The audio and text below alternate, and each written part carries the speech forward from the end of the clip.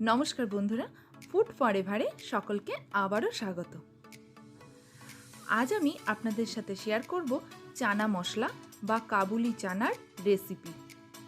আশা করি আমার ভিডিওটা আপনাদের ভালো লাগবে, আর যদি ভালো লেগে থাকে প্লিজ লাইক করবেন, শেয়ার করবেন, আর আমার চ্যানেলটি সাবস্ক্রাইব করতে একদম ভুলবেন না। তো চলুন দেখে নেওয়া যাক আজকের রেসিপিটা। এখানে আমি 200 গ্রাম চানা ছোলা নিয়েছি। এটা আমি ভালো করে ধুয়ে সারা রাত জলে ভিজিয়ে রেখেছি।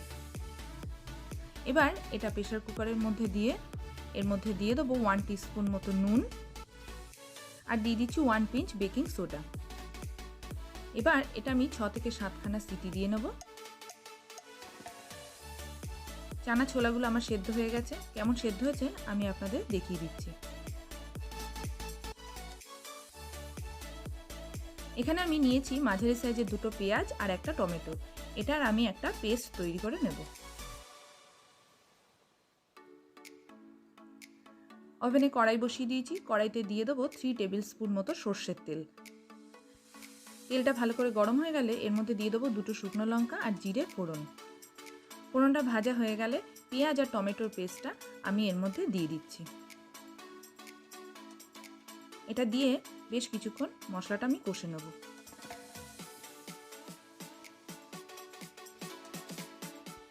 এবার আমি একে একে সব মশলা অ্যাড করব। দিয়ে দিচ্ছি 2 টিস্পুন মতো রসুন বাটা, 2 টিস্পুন আদা বাটা, 1 টিস্পুন কাঁচা লঙ্কা বাটা, স্বাদ মতো নুন,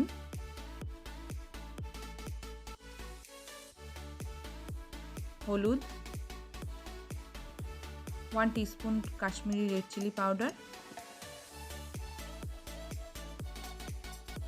এগুলো দিয়ে আমি ভালো করে মশলাটা মিশিয়ে নেব। দিয়ে দিচ্ছি 1 টেবিল স্পুন চিনি। এবার আমি মশলাটা খুব ভালো করে কষে নেব। মশলাটা খুব ভালো করে কষে নেওয়ার পর এর মধ্যে দিয়ে দিচ্ছি 2 টেবিল স্পুন মতো টক দই। টক দইটা দিয়েও আমি মশলাটা ভালো করে কষবো। আমার মশলাটা খুব ভালো করে কষা হয়ে গেছে, মশলা থেকে তেল ছেড়ে দিয়েছে। এই সময় আমি এর মধ্যে দিয়ে দেবো একটা ডিম। আপনারা ইচ্ছা হলে ডিমটা আগে ভেজে রেখেও পরে অ্যাড করতে পারেন।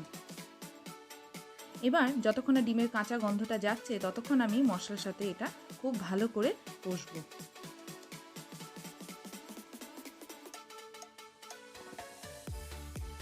আমার ভাজা হয়ে গেছে। এবার আমি দিয়ে দেবো এর মধ্যে চানা মশলা পাউডার। এটা আমার বাজারের কেনা চানা মশলা পাউডার।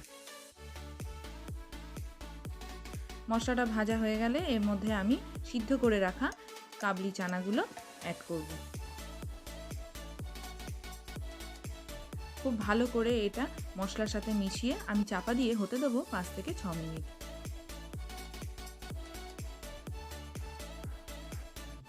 আমার চানা মশলা অলমোস্ট রেডি।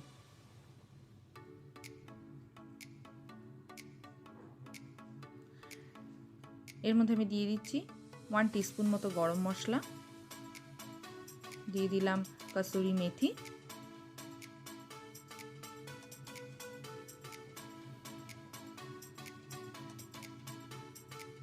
আর দিয়ে দিচ্ছি 1 টেবিল স্পুন মতো ঘি। এবার ওপর থেকে ধনেপাতা ছড়িয়ে আমি গরম গরম পরিবেশন করব চানা মশলা। এটা আমি পরোটা, নান, বাটুরা যে কোনো কিছুর সাথেই সার্ভ করতে পারি। তো বন্ধুরা, আমার রেসিপিটা কেমন লাগলো আমাকে অবশ্যই কমেন্টস করে জানাবেন, আর এটা আপনারা ঘরে অবশ্যই ট্রাই করবেন। আমার ভিডিওটা যদি ভালো লেগে থাকে প্লিজ লাইক করবেন, শেয়ার করবেন, আর সাবস্ক্রাইব করতে একদম ভুলবেন না। ভালো থাকবেন, সুস্থ থাকবেন। ধন্যবাদ।